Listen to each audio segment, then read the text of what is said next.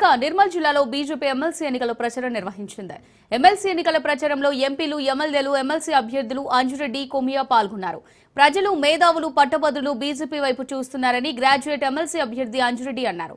BJP వల్లే ఆదిలాబాద్ జిల్లా అభివృద్ధి జరుగుతుందని అంజురెడ్డి అన్నారు.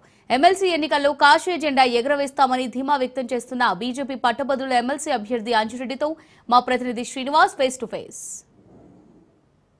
4 జిల్లాల ఎమ్మెల్సీ అభ్యర్థి అంజిరెడ్డి గారు నిర్మల్కి వచ్చారు. ఎన్నికల ప్రచార నిమిత్తం వచ్చారు. మనం ఇక్కడ వారు ఉన్న వారిని అడిగి తెలుసుకుందాం. మీరు నామినేషన్ తర్వాత ప్రచారం ఏ విధంగా సాగుతుంది? చాలా బ్రహ్మాండంగా నడుస్తూ ఉన్నది. ఇక్కడ పోయినా బ్రహ్మరథం కడతా ఉన్నారు. ఎందుకు అంటే మన బడ్జెట్ లో 12,75,000 ఇన్కమ్ ట్యాక్స్ వేర్ ఇచ్చిన తర్వాత ఎవరైతే ఎడ్యుకేటర్స్ ఉన్నారో, ఎవరైతే గవర్నమెంట్ ఎంప్లాయీస్ ఉన్నారో, ఎవరైతే టీచర్స్ ఉన్నారో, ఎవరైతే డాక్టర్స్ ఉన్నారో, మినిమం 1 lakh శాలరీస్ ఎవరైతే ఉన్నారో వాళ్ళందరికీ చాలా బెనిఫిట్ జరగడం జరిగింది. మొన్న ఢిల్లీలో ఎంత మెజార్టీ రావడం జరిగిందో చూసుకోండి. కాంగ్రెస్ పార్టీకి ఖాతా తెరవలేదు, 100 సంవత్సరాల పార్టీ ఖాతా తెరవలేదు. దీన్ని బట్టే మీరు ఆలోచించుకోవాలి ఎంత బ్రహ్మాండంగా పనిచేస్తూ ఉన్నదో. ఇచ్చిన మాట కాదు, ఇవ్వని మాట గిట్ట నెరవేర్చే ప్రభుత్వం మోదీ గారి ప్రభుత్వం. అందుకోసానికి భారతీయ జనతా పార్టీ వైపు మేధావులు ఉన్నారు.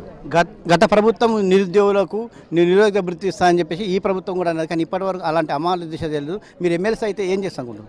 ఇచ్చిన అమౌంట్ ఏదైతే కాంగ్రెస్ గవర్నమెంట్ ఉందో, కాంగ్రెస్ గవర్నమెంట్లో మీరు 56,000 అకౌంట్లు వేసిన తర్వాతనే ఓటు అడగాలి. లేకుంటే ఓటు అడిగే హక్కు మీకు లేదని తెలియజేస్తా ఉన్నాను.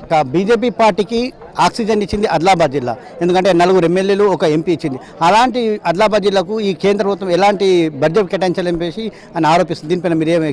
కేంద్ర ప్రభుత్వం నిధులు కంటిన్యూ వస్తూ ఉన్నాయి. గతంలో కూడా మా వాళ్ళు ఏదైతే పాయల్ శంకర్ గారు ఉన్నారో, తర్వాత ఎంపీ నాగేష్ గారు ఉన్నారో, మరియు పాల్వాయి హరీష్ గారు ఉన్నారు, తర్వాత ఇక్కడ నిర్మల్లో మహేష్ రెడ్డి గారు ఉన్నారు, తర్వాత రామారావు పటేల్ గారు ఉన్నారు. ఈ 4 ఎమ్మెల్యేలు వీళ్ళందరూ కలిసి ఇక్కడ మాకు ఎయిర్పోర్ట్ రావాలి, ఎయిర్పోర్ట్ వస్తే బాగుంటుంది, ఇండస్ట్రీ బాగా డెవలప్మెంట్ అవుతుంది అనే రకంగా లెటర్ ఇవ్వడం జరిగింది. దానికి ప్రపోజల్ కూడా పోతూ ఉన్నది. మీరు చూస్తూ ఉన్నారు. మీ ఆదిలాబాదు నేషనల్ హైవే చూడండి. నేషనల్ హైవే ఎవరు వేసారు? మేమే కదా వేసింది. ఈరోజు ఎంత తొందరగా మీరు హైదరాబాద్ పోతూ ఉన్నారు. గతంలో చూడండి, ఇప్పుడు చూడండి. నేషనల్ హైవే ట్రైన్ల విషయంలో కానీ, నేషనల్ హైవే విషయంలో కానీ, ఎయిర్పోర్ట్ల విషయంలో అయినా బ్రహ్మాండంగా ముందు ఉంది.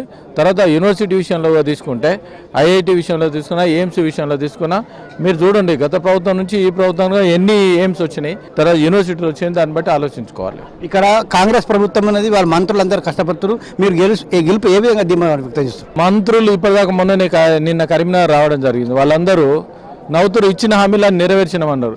నెరవేర్చినప్పుడు ఆ ఇంట్లో కాలు మీద కాలుగా కూర్చొని వీళ్ళు ఓట్లు వేసుకోవాలి.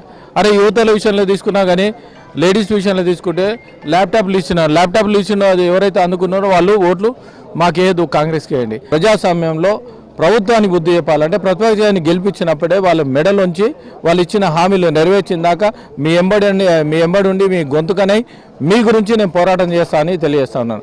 అదేవిధంగా మీరు మొన్న చూడండి, అది బీసీల విషయంలో తీసుకుంటే బీసీలను మోసం చేసిన పార్టీ కాంగ్రెస్ పార్టీ. ముస్లింలకు రిజర్వేషన్ అని 10% పెట్టేసి బీసీలను మోసం చేసిన పార్టీ కాంగ్రెస్ పార్టీ. మరి క్రిస్టియన్స్ ఏమయ్యారు? క్రిస్టియన్స్ ఎవరు లేరా?